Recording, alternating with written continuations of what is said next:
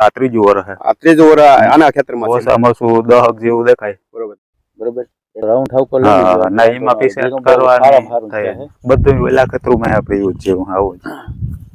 નમસ્કાર ખેડૂત મિત્ર, હું છું ગોવિંદ પાનસોરિયા. ખેતીની વાતો તેમજ ફૂલે સીડ્સ વતી આપનું હાર્દિક સ્વાગત કરું છું. આજે આપણે આવી ગયા છે પોરબંદર ની અંદર.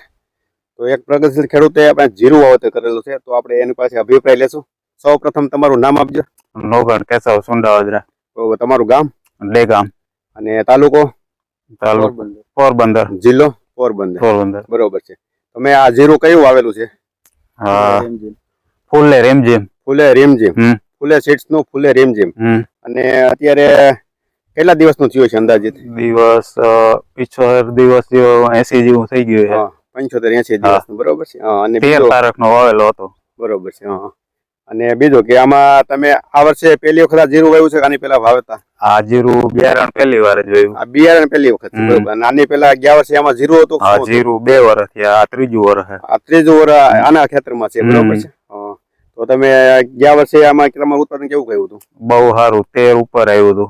ત્રીજે વર્ષ 10 આવ્યું હતું. પેલા વર્ષે 10 આવ્યું, બીજા વર્ષે 13 આવ્યું. આ વર્ષે અંદાજિત કેવું કાનું ઉત્પાદન આવશે? આનો ઓછામાં ઓછું 10 જેવું દેખાય. બરોબર. 10 મણ જેવું અત્યારે ઉત્પાદન આવે એવું દેખાય છે. અને ખેડૂત મિત્રો હમણાં તમને હું નીચે બતાવીશ. અને બીજું કે તમે આ જીરું લાવ્યા હતા ક્યાંથી? નીલકંઠ કૃષિ કાંડા બોખીરા. બરોબર છે. આપણે પોરબંદર ત્યાંથી. બરોબર છે. તો ખેડૂત મિત્રો તમે જો પોરબંદર જિલ્લાથી જો હોય તો આપણે અહીંયા વેચાણ થાય છે આપણે નીલકંઠ એગ્રો કે બોખીરા. તો આપણે એમના માલિક છે, એમની પાસેથી થોડોક અભિપ્રાય લેશું અને એનો એગ્રો કઈ જગ્યાએ આવેલો છે, જેથી કરી તમારે ઓરિજિનલ બિયારણ ક્યાંથી મળે એ પણ માહિતી મળે. તો સૌ પ્રથમ તમારું નામ આપજો. અર્જનભાઈ. બરોબર છે. તમારો એગ્રો કઈ જગ્યાએ આવેલો છે? અમારો નીલકંઠ કૃષિ કેન્દ્ર એગ્રો બોખીરા, SR પેટ્રોલિયમ ની બાજુમાં. બરોબર છે.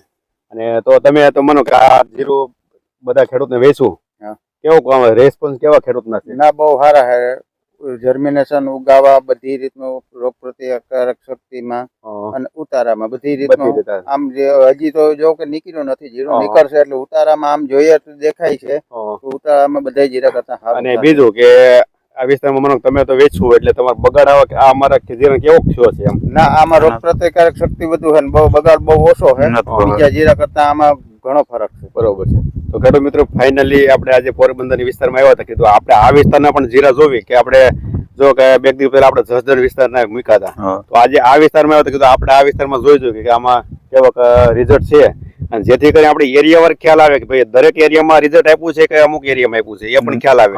એટલે આપણે નોખા બધા વિસ્તારમાંથી એક બે વિડીયો આપણે મૂકીશું, જેથી કરી અને તમને પણ માહિતી મળે. અને બીજું કે તમે જો પોરબંદર જિલ્લાની બહારથી હોય તો આપણે નીચે હેલ્પલાઇન નંબર આપ્યો, એમાં પણ કોલ કરજો, જેથી કરીને તમારા તાલુકામાં કોણ ઓરિજિનલ વેચે છે ને એમની તમને માહિતી મળશે.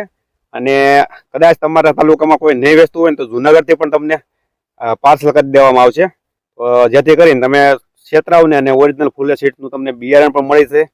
અને આપણે આજે બધું વિઝિટ કરવા આવ્યા હતા, કીધું આપણે ખેડૂત મિત્રને બતાવી.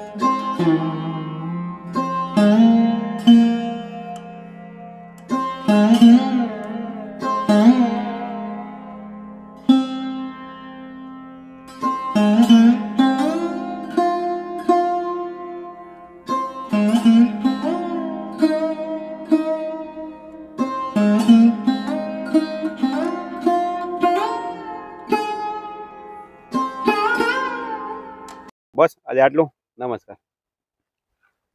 હા ભાઈ.